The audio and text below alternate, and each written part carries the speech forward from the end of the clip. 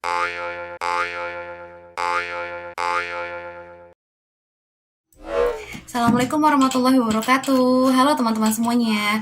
Pada video kali ini kita akan membahas tentang beberapa pertanyaan yang sudah teman-teman kirimkan dan tuliskan di kolom komentar. Terima kasih untuk pertanyaannya. Kita akan bahas 2 pertanyaan dulu ya.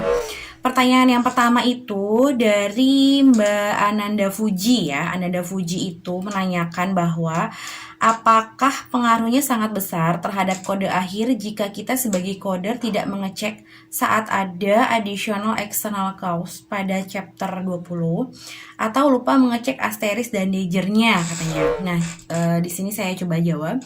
Untuk lengkapnya sebetulnya penjelasan pentingnya additional code serta asterisk dager ada di video tentang how to use volume 1 ya. Jadi Mbak Ananda Fuji dan teman-teman yang sudah subscribe silahkan lihat videonya. Tentang ada di situ ada konvensi tanda baca juga. Terus kemudian ada langkah-langkah atau step-step yang akan kita lakukan ketika akan menggunakan volume 1. Tapi saya akan kupas sedikit saja. Additional code itu memang fungsinya itu ada beberapa hal yang penting ya. Yang pertama itu adalah untuk keakuratan data ya. Di sini ada disebutkan bahwa asterisk dager kemudian additional code itu digunakan yang pertama untuk keakuratan data baik mortalitas maupun morbiditas. Yang kedua adalah menemukan penyebab utama. Di sini kita bisa menemukan penyakit dasar atau penyakit utama, penyebabnya gitu yang akan diterjemahkan dalam simbol dager dan penyakit akibatnya dalam simbol asterisk gitu. Jadi bisa menemukan alasan atau penyebab utama yang menjadi alasan kontak dengan pelayanan kesehatan. Itu yang kedua. Kemudian yang selanjutnya pasti adalah keterkaitannya dengan pembayaran. Jadi dasar pembayaran yang akan digunakan untuk sebagai klaim ke pasien-pasien JKN ini di Indonesia utamanya karena memang berbasisnya itu pada diagnosa serta kode penyakit dan tindakan. Itu ya. Kemudian nanti teman-teman juga bisa tadi saya bilang nonton videonya di How to Use Volume 1.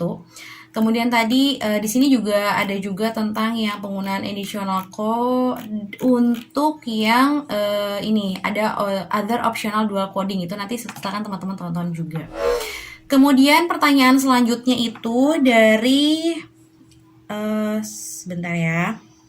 Kita cari lagi ya pertanyaannya itu dari Mbak Ratna Hanifah. Kalau boleh request tentang indikator mutu atau tentang cara membaca grafik BJ atau Barber-Johnson, tips dan trik review rekam medis dalam akreditasi SNARS edisi 1.1 ya, katanya gitu. Oke. Nah, sebelumnya mungkin saya juga ingin menyampaikan bahwa YouTube channel ini fokusnya itu di kompetensi klasifikasi dan kodifikasi penyakit. Jadi mungkin nanti saya akan membahas sedikit tentang keterkaitan antara kompetensi atau persiapan dalam sisi klasifikasi dan kodifikasi penyakit dengan persiapan akreditasi rumah sakit. Sebelumnya kita lihat, mungkin teman-teman juga sudah ada yang punya bukunya dari Kementerian Kesehatan dan Komisi Akreditasi Rumah Sakit. Ini versi bukunya, ada Standar Nasional Akreditasi Rumah Sakit yang memang membahas tentang elemen-elemen serta komponen-komponen yang harus disiapkan unit rekam medis spesifiknya dalam proses akreditasi. Di sini saya menunjukkannya ada di MIRM 8, yang pertama yang menyebutkan bahwa dalam proses pengelolaan rekam medis itu harus memiliki regulasi ya dan program untuk pengelolaan rekam medis sesuai dengan peraturan perundang-undangan. Antara lain meliputi yang pertama ada kode diagnosis, jadi harus ada standar kode diagnosis, kemudian ada standar kode tindakan, ada definisi, simbol, serta singkatan. Ini diarahkan juga atau dirujuk lagi ke MIRM 12.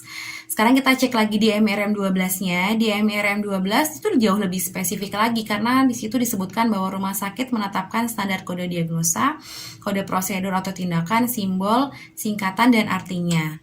Kemudian adanya di sini ada komponennya juga, model telusurnya ada di R atau regulasi, kemudian ada D berarti dokumen, dan W-nya adalah wawancara. Berarti dilihat adakah regulasinya dari mulai SOP-nya, kemudian apakah SOP-nya itu secara spesifik mengatur tentang komponen yang tadi, ada standar kode diagnosa, kode prosedur atau tindakan, simbol, singkatan, dan arti-arti yang dipakai dalam penggunaannya di fasilitas pelayanan kesehatan tertentu. Karena pasti akan berbeda-beda gitu. Kemudian ketentuan tersebut juga dilaksanakan, berarti ada bukti dokumennya. Makanya kenapa biasanya asesor akan mengecek sampling ya, dokumen rekam medis untuk melihat bagaimana proses pelaksanaan dari regulasi yang sudah ditetapkan. Kemudian ada lagi dengan proses evaluasinya gitu. Evaluasi dicek nih apa yang sudah dilakukan atau upaya apa yang sudah dilakukan oleh rumah sakit ketika ditemukan misalnya ada salah satu PPA atau pemberi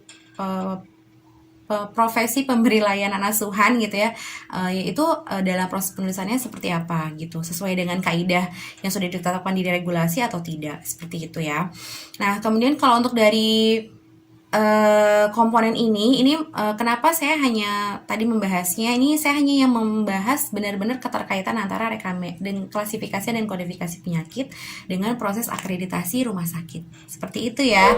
Terima kasih. Jangan lupa teman-teman di subscribe, kemudian di like dan share biar YouTube channel ini semakin berkembang. Salam rekam medis. Assalamualaikum warahmatullahi wabarakatuh.